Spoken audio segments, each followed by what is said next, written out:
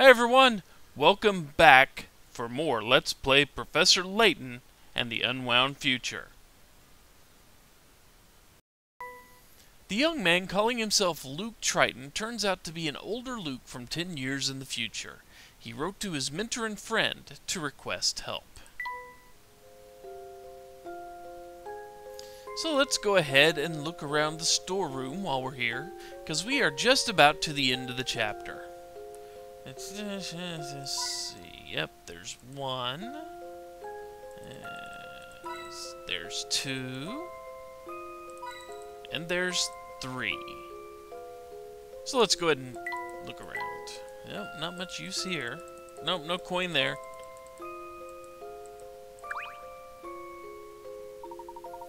Professor Layton, Luke, welcome to the London of the future. Still not convinced? You met with Dr. Schrader, didn't you? What did you think after seeing him? I'm sure you noticed the toll that time has taken on the good doctor. Yes, that seemed to be the case. And what of fair London herself? You've walked around enough now to see how it's transformed. Can you imagine a 24-hour casino in this sleepy part of town 10 years ago? Everything's changed so much. What happened to this city? A genius appeared. An evil genius who turned the city on its ear. Oh, I know where this is going. Don Paolo took over the city, didn't he? Don Paolo? Oh no, I'm talking about a truly brilliant man. Someone the three of us all know quite well. Well, if it's not Don Paolo, then who is it? What do you think, Professor? I'm not sure. I thought you'd say that. Who is it? I've got to know. His name is Herschel Layton. That evil genius is you, Professor. What? I was afraid you'd say that. That can't possibly be right. I'm sad to say that there's no mistake here. They call him the Devil in the Top Hat, and he rules London from the shadows. This is common knowledge to everyone in London. So, scared people is solved. The city of future London is under the control of an evil Layton who is using the family to enforce his authority. The sight of the professor, who looks the same as his future self, is enough to spark fear in the townspeople. Tell me more, Luke. More? I don't know any more than you do, Professor. No, I'm referring to the other Luke. Goodness, this is getting rather complicated, isn't it? Tell me, Luke, how did I rise to rule over all of London? Where to begin? Here, Professor, surely you remember this.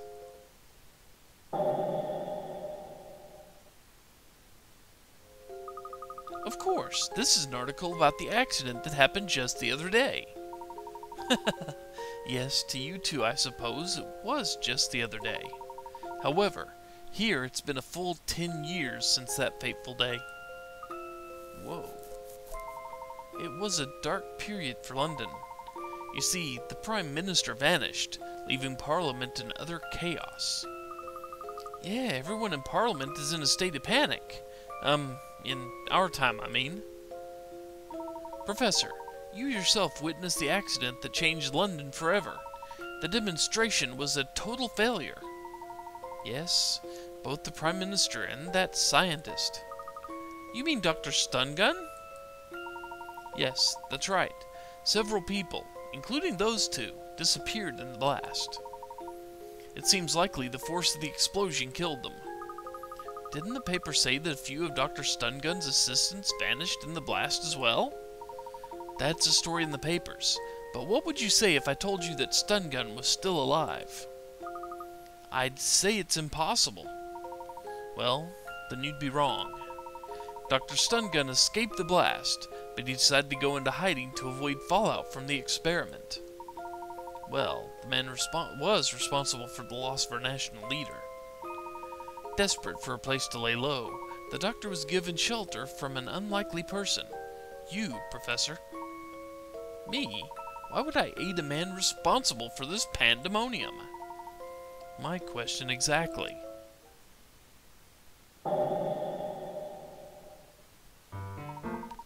In the months that followed the explosion, you slowly grew distant from me. Before long, you began fraternizing with key figures of the criminal underworld. The professor? Never! Don't be so sure. Time has a way of changing people, Luke. It was clear that something about Stun Gun's research captivated you, Professor. You couldn't stop talking about time travel. You seemed possessed by the idea of changing the past. Changing the past? Dr. Stun Gun was very interested in continuing his research, but he needed financial backing to do it.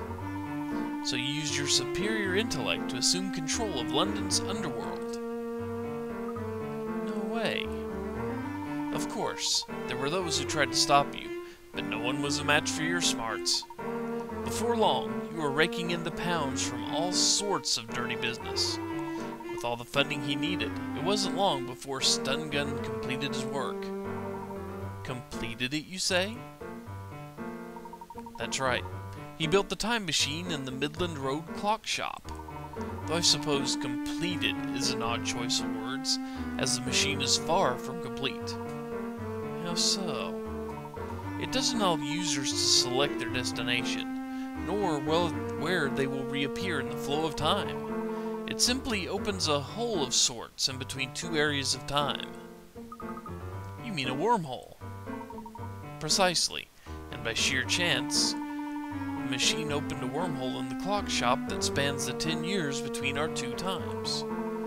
This gives us the ability to move back and forth between your present and mine. So, use the wormhole to get the message to us and to bring us here. But one thing is bothering me. This wormhole was obviously very important to my future self. Surely the Layton of this era must keep a close eye on the place. How did you gain access to it? I'll get to that, but right now there's more pressing business I'd like to attend to. Go on then. Tell us why you called us here. Always one step ahead of me. You haven't lost your touch, Professor. I wish to enlist your help in stopping the future Herschel Layton. You want me to stop myself?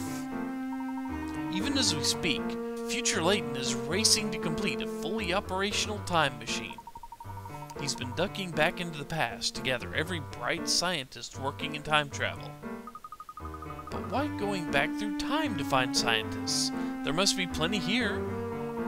Actually, many of the experts in the field were lost when Stun Gun's demonstration went awry. Therefore, Layton had no choice but to travel back to before the blast in order to gather talent. Things are bad already. But if Layton manages to build a working time machine, there's no telling what could happen. Someone has to stop him from completing his scheme, but the only person up to the challenge is me. That is what you're going to say, isn't it? Exactly. We have to fight fire with fire. No one else stands a chance against him. But how? I'm unfamiliar with my current surroundings, and I have no clue where to find the man. That's one obstacle we'll have to overcome together. Layton's actions are shrouded in secrecy. But his base of operations is well known. We can start our search for him there. You mean this casino isn't the future professor's headquarters? No, this facility is just one of the many ways he makes money. His actual headquarters is in the heart of Chinatown. Let's visit the place and see if we can't learn something more. Just so you know, Luke, there's still quite a bit that I find dubious about this situation. Much is still unclear, but the only way to get to the bottom of this is to meet the man claiming to be me. Somehow I figured my brief explanation wouldn't be enough to convince you, Professor. Don't forget me, I'm coming too. Of course you are. If I can't count on myself for help, who can I count on? Thinking about what you just said makes me feel kind of dizzy. Well, I hope you get used to it soon. I'm going to need your help getting to the bottom of all of this. Oh yes, And there's one more interesting fact you should know about, Professor. Yes? There's no record of a scientist matching Dr. Stungun's name and description. The name's a fake. Really now. Whoever he was, he made an effort to hide his real identity from all the people at the demonstration. Now that you mention it, few people at the demonstration seem to know the man. But what would motivate Stungun to use a false name? Just what was he planning? Another interesting question we'll hopefully answer along the way. It doesn't make any sense. What are you thinking, Professor? We can talk more as we go. For now, we need to head back to Flatstone Street.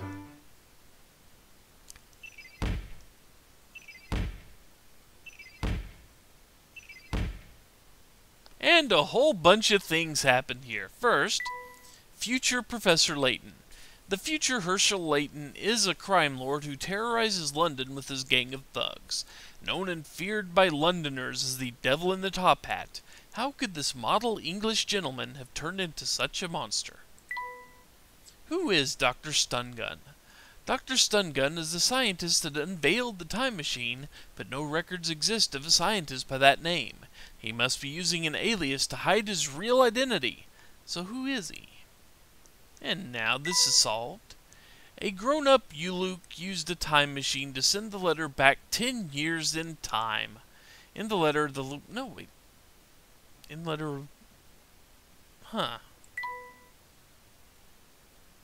Well, maybe that is... In the letter, this Luke requests the professor's help in rescuing future London from chaos. These shady characters are the members of a gang called the Family that's led by the future Professor Layton. Okay. We continue. And now we can leave. Oh, let's see here. We got more coins. There's one.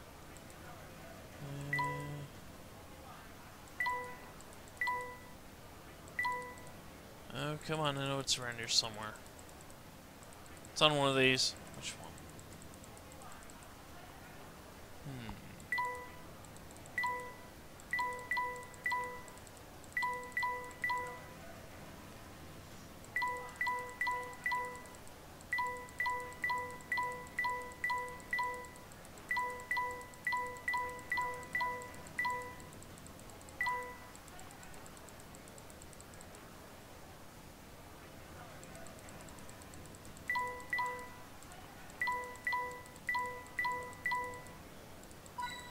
There! Finally, there's one. Okay. And there's number 3. Time to leave. Oh, there you are, boss! Oh. Oi! What are you doing wearing the boss's get-up? This your idea of a joke? No, not at all. Come to think of it, I don't think I've seen any of you round here before. Yes, well, we don't often get a chance to visit this fine establishment of yours. Dunno about that, but I'm gonna need you to come with me for some questioning. This way, you three. This is not good. Professor, run away while you can!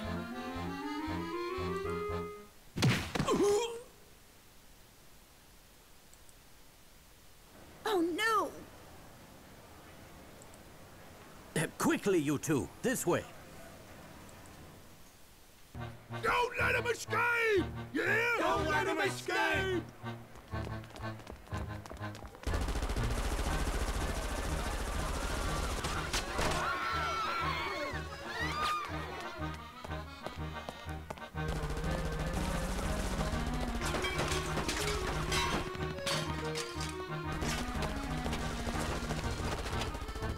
We're surrounded, Professor! Calm yourself, Luke. I have a plan. Wait! Where are you going?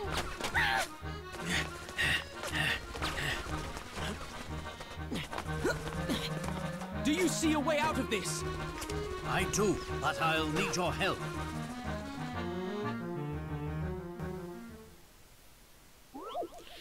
And by help he means puzzle. Number 28, slot machine gun, worth 40 points. Build a machine gun from the parts of this disassembled slot machine and help future Luke and Layton fight back. Rotate the parts and fit them into the checkerboard shape below. You must use all of the pieces without any of them overlapping. Now hurry. So let's see. If I'm not mistaken, we should be able to head there. Yep, just like that. And then this one will go in next to it, like so. Move that out the way.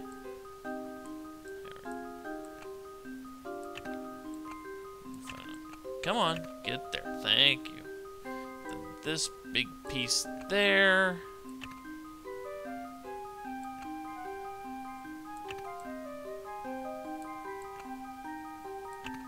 And this. Let's see if I've got this right. Just as I suspected.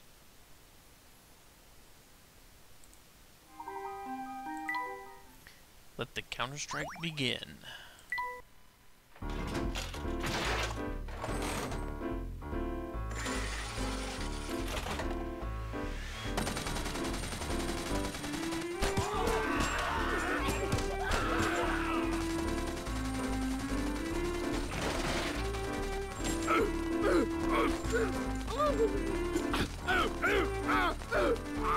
We can't win, it's mine!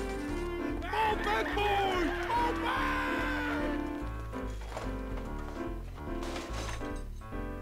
I say, that was a close one. We gave them a taste of their own medicine. Funny, I don't remember you helping. Look, you're me, so that means I get some credit for assisting. Oh, is that so? That's very interesting logic.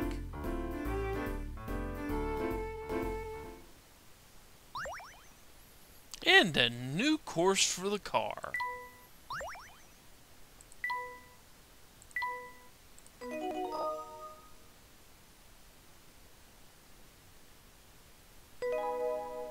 And thus ends Chapter 2. And I've been recording this video for somewhere north of 40 minutes. I'm going to have to do some creative editing to the thing. Well, next time we begin Chapter 3. Take care, folks. See you later.